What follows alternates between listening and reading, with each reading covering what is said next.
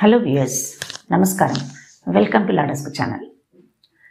Junior లాయర్స్కి ఇంకా చెప్పాలంటే ఫ్రెషర్స్కి ఫర్ ది ఫస్ట్ టైం నల్ల కోటుతో కోర్టులో అడుగు పెట్టడం అంటేనే ఒక ఛాలెంజ్.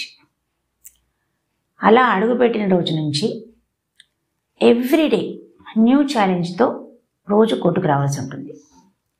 రిప్రజెంటేషన్ చేయడం దగ్గర నుంచి ఆర్గ్యుమెంట్స్ చేసే వరకు జూనియర్ లాయర్స్కే కాదు, ఈవెన్ సీనియర్ లాయర్స్కి కూడా ఛాలెంజ్గానే ఉంటుంది. అసలు ఈ ప్రొఫెషన్ ఎవ్రీడే న్యూ ఛాలెంజ్తో ఇంట్రెస్టింగ్గా ఉంటుంది. రకరకాల మనస్తత్వాలు ఉన్న వ్యక్తులు క్లయింట్స్గా మీ ముందుకు వస్తుంటారు. వాళ్ళతో ఎలా ఇంటరాక్ట్ అవ్వాలి, కేస్ ఫైల్ని ఎలా రెడీ చేసుకోవాలి, ఏదైనా కేసులో సీనియర్ ఆర్గ్యుమెంట్స్ చెప్పమంటే ఐఏలో ఆర్గ్యుమెంట్స్ చెప్పమంటే అది ఎలా ప్రిపేర్ అవ్వాలి, అన్నీ ఒక ఛాలెంజ్గానే ఇంట్రెస్టింగ్గా ఉంటాయి. అయితే ప్రతి పనిని ఎంజాయ్ చేస్తూ నేర్చుకోవాలి. ఇంటరింగ్ అప్లికేషన్లో ఆర్గ్యుమెంట్స్కి ఎలా ప్రిపేర్ అవ్వాలో ఈ వీడియోలో నేను చెప్తాను.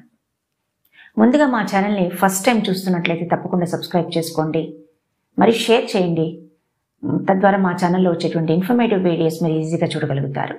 So let's start the video.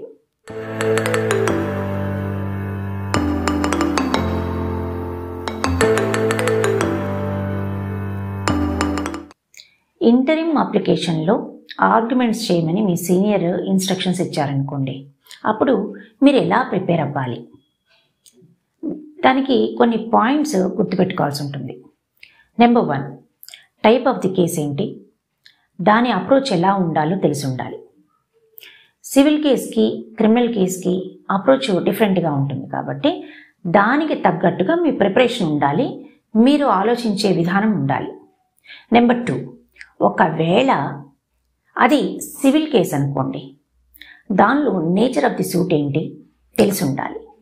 ఉదాహరణకి అది ఇంజంక్షన్ సూటా, డిక్లరేషన్ సూటా, స్పెసిఫిక్ పర్ఫార్మెన్స్ సూటా, ఇలా suit nature of the suit ఏంటి అనేది తెలుసుకోవాలి. సూట్ ఎందుకు వేసారో తెలియకుండా అస్సలు బెంచ్ ముందుకు వెళ్ళకూడదు అనమాట, రిప్రజెంటేషన్ చేయకూడదు. అలా వెళ్తే జడ్జి గారు ఏ కేసు అని అడగానే తెల్లమొహం వేయాల్సిన పరిస్థితి ఏర్పడుతుంది. ఇది కరెక్ట్ రిప్రజెంటేషన్ కాదు. తర్వాత కేసు ఏ స్టేజ్లో ఉందో, ఏ స్టేజ్లో ఈ ఇంటరిమ్ అప్లికేషన్ వేశారో కూడా తెలిసి ఉండాలి. దానికి గాను డాకెట్ ప్రొసీడింగ్స్ తప్పకుండా ఫాలో అవ్వాల్సి ఉంటుంది. నెంబర్ 3, ఇంటరిమ్ అప్లికేషను ఏ ప్రొవిజన్ కింద వేశారు, ఆ ప్రొవిజన్ని బాగా స్టడీ చేయాలి. సిపిసిలో ఆ ప్రొవిజన్ ఏం చెప్తోందో తెలుసుకోవాలి. దీనికి ఒకవేళ దీనివల్ల డిఫెన్స్ లాయర్ ఏదైనా అబ్జెక్షన్ రేజ్ చేస్తే దానికి ఈజీగా ఆన్సర్ చేయగలుగుతారనమాట. నెంబర్ 4, అదేవిధంగా ఆ కేసులో వాదులు ప్రతివాదులు ఎవరు, అంటే ప్లెయింటిఫ్స్ డిఫెండెంట్స్ ఎవరు, ఇంటరిమ్ అప్లికేషన్ ఎవరు ఫైల్ చేశారు, ఎందుకు ఫైల్ చేశారు, దానికి గ్రౌండ్ ఏంటి అనేవి కూడా స్టడీ చేయాలి. అంటే దాని మెరిట్స్ ఏంటనేది క్లియర్గా తెలుసుకొని ఉండాలన్నమాట. నెంబర్ 5, ఒకవేళ పిటిషన్ మీరే వేసినట్లయితే ఆ పిటిషన్ని అలో చేయడానికి దానికి సంబంధించినటువంటి సైటేషన్ని ముందుగానే సిద్ధం చేసుకోవాలి. ఆ జడ్జిమెంట్స్ని మీరు అడుగుతున్న ప్రేయర్కి కరెక్ట్గా ఉందా లేదా చూసుకొని ఏ పాయింట్స్ జడ్జి గారి ముందు మీరు చదివి వినిపించాలో ఆ పాయింట్స్ని హైలైటర్స్ చేత మార్క్ చేసుకొని ఉండాలన్నమాట. ఇంకేముంది, ఆర్గ్యుమెంట్స్ మొదలు పెట్టచ్చు. అయితే ఈ ఆర్గ్యుమెంట్స్ని ఎలా స్టార్ట్ చేయాలి అనేది ఇంకో పాయింట్. మొదట నేచర్ ఆఫ్ ది సూట్ ఏందో చెప్పి, మీరు ఎవరి తరఫున రిప్రజెంట్ చేస్తున్నారో చెప్పి, ఏ ప్రొవిజన్ కింద పిటిషన్ ఫైల్ చేశారో చెప్పి దాన్ని చెప్తూ మెరిట్స్లోకి వెళ్ళండి. ఫైనల్గా మీ ప్రేయర్ కోర్టు వారికి క్లియర్గా అర్థమయ్యే విధంగా చెప్పాలి. ఒకవేళ మీరు రెస్పాండెంట్స్ తరఫున అయినట్లయితే ఆ పిటిషన్ని ఎందుకు డిస్మిస్ చేయాలో క్లియర్గా చెప్పాలి, కోర్టు వాళ్ళకి క్లియర్గా ఎక్స్ప్లెయిన్ చేయాలి. అంతే. ఈరోజు మంచి మాట.